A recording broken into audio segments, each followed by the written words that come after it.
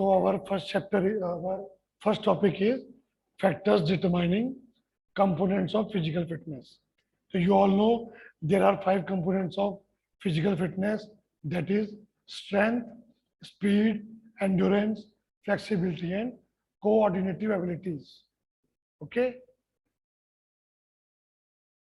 So, so step by step we will cover all the topics, and our first component is strength. As you see, strength, it is the ability of muscles to overcome resistance, or you can say ability of muscles to produce maximum force. So how we determine the strength? So first is shape and size of muscles. Okay,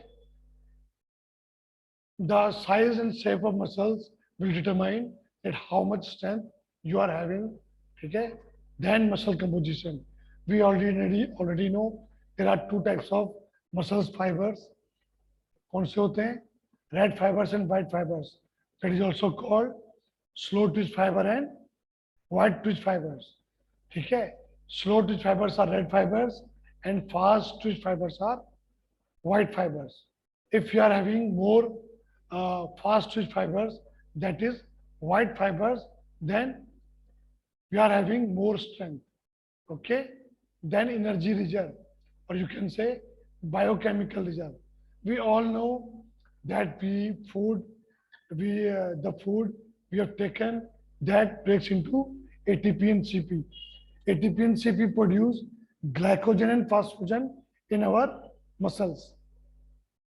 So these glycogen and phosphogen is the main source of energy. So strength come from this energy reserve. Okay. Now fifth is intensity of nerve impulse. Intensity of nerve impulse, or you can say mobility of nervous system. That means the signal passing from our nervous system, ठीक है, help us to produce strength. Okay, कोई doubt इसमें? If anybody having any doubt? No doubt. Sir intensity of nerve impulse को थोड़ा मतलब brief में explain कर दो. Intensity of impulse means how much active are your impulses or nerve impulses.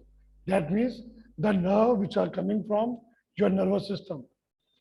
So if your hand and eye coordination, or you can say neuromuscular coordination is good, that means you are going to produce good strength. Got it now? Okay, that means coordination of muscles and nervous system. Okay. Second is speed. Speed आपको दिख नहीं रहा होगा. Okay. Second is speed.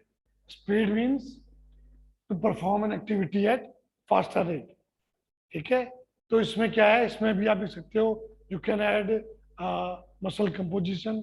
Okay. Second thing, energy reserve. Third thing, intensity of nerve impulse. ठीक है. उसके अलावा you can write explosive strength. What is explosive strength? What is Sir, explosive? it refers to the ability of muscles to overcome resistance at high speed. ठीक है. Explosion means with great explosion with high speed. So ability of muscles to produce maximum force with high intensity or high speed. For example, when you are spiking in volleyball, when you are going for standing broad jump, ठीक है? These are the example of explosive strength. Second is flexibility. जो The range of movements of joints. हाँ, range of movements of joints. तो जितना आपके the range of movements of joints will decide कि how much speed you are having or you can produce. Biochemical reserve are same as energy reserve. ठीक है? तो आपको उसमें क्या लिखना है? You have to write in this कि ATP and CP are the main source of energy which produce glycogen and phosphogen in our muscles, which are the main source of energy. Okay. Now let's go to our third topic, that is endurance. Okay, should I rub this? Should I rub this? ये मिटा दूं? Okay. Yes, sir.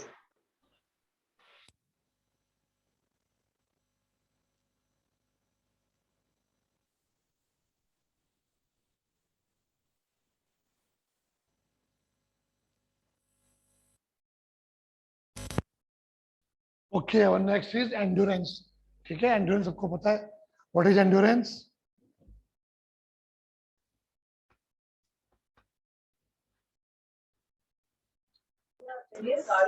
The ability of muscles to overcome resistance under the condition of fatigue. Under the तो- condition of वो fatigue. तो muscular endurance हो जाएगा ना sir? But both are same. ठीक है. Endurance and muscular endurance both are same. ठीक है. Under a condition of fatigue. ठीक है. तो for example we are having aerobic capacity. ठीक है. तो in this we can write first of all oxygen intake. Second is oxygen uptake.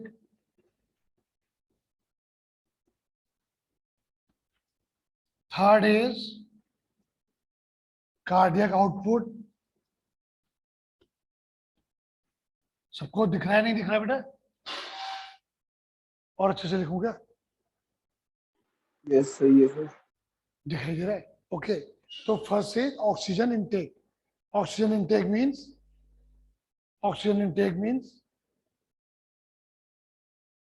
Sir, it refers to the oxygen taken up from the environment okay by very the human body.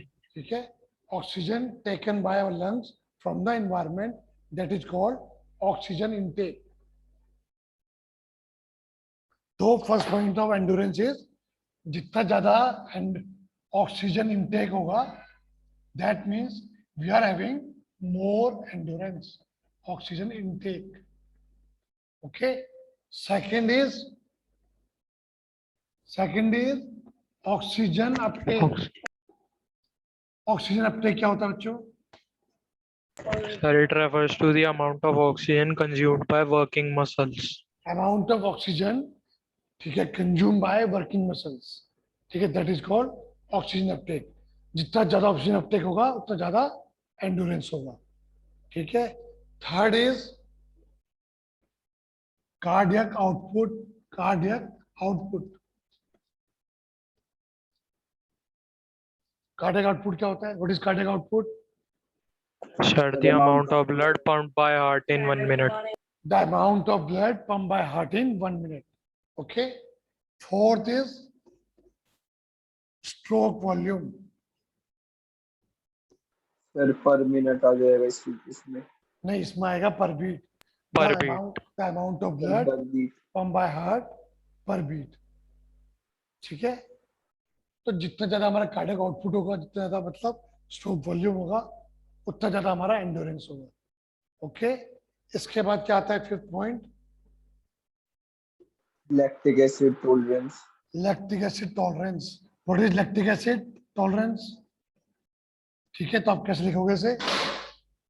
How would you right?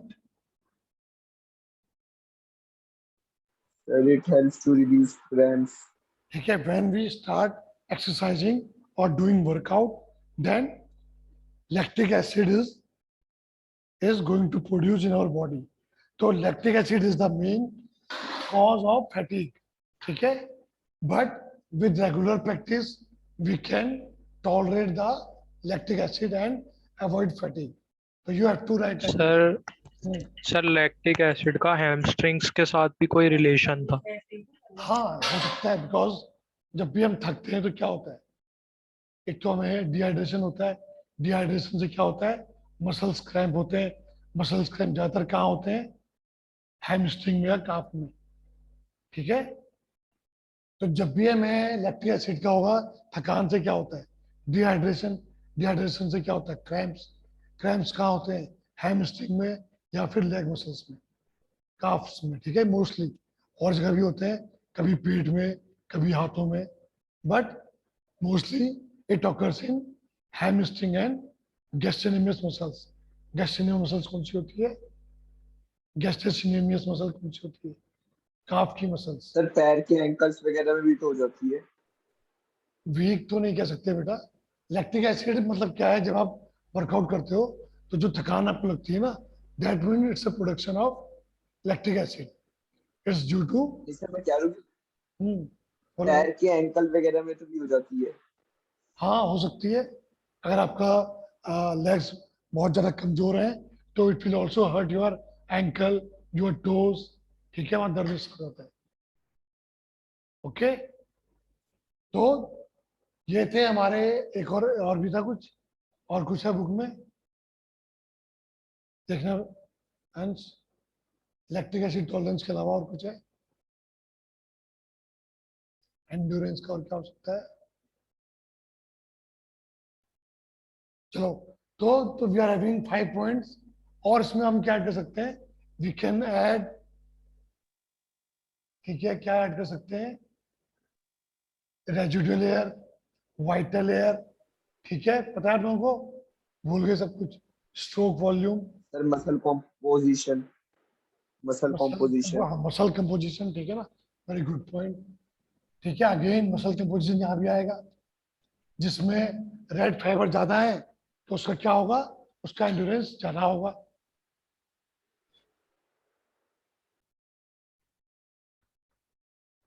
Okay, तो अगर आप चाहो B part में, तो B part में you also add, this is a part, aerobic capacity. ठीक है, second part is, हाँ, तो वो लंग से रिलेटेड है। उसमें सबसे पहले क्या आएगा? उसमें आएगा आपका vital air capacity, residual air capacity. ठीक है, तो वाइटल एयर कैपेसिटी क्या होता है, बताएगा कोई? What is vital air capacity?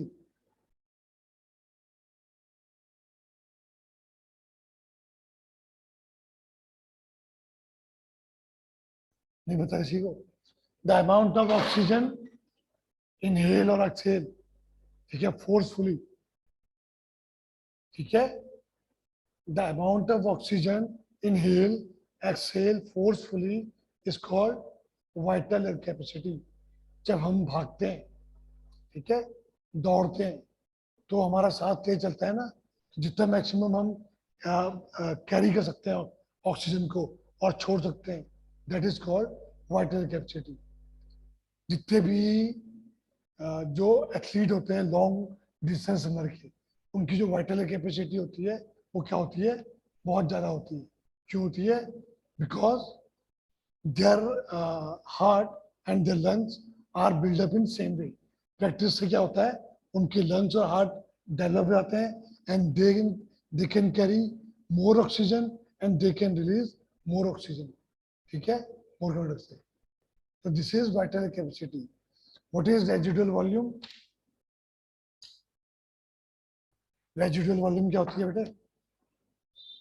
Sir, it refers to the amount of oxygen behind the lungs, left in the lungs after inhalation and exhalation. ठीक है, after proper exhalation inhalation, the amount of air left in the lungs is called residual air capacity. अगर हमारे में ज्यादा है तो हमारा endurance ज्यादा होगा। ओके, कई बच्चों मेरे ख्याल से समझ में आ रहा है। जिनको डाउट है वो पूछो बेटा। अगर ये चैप्टर बहुत इंपॉर्टेंट है, अगर आपके हाथ से निकल गया तो निकल गया। दोबारा पूछो, दोबारा बताऊंगा। दोबारा पूछो, दोबारा बताऊंगा। 1 मिनट।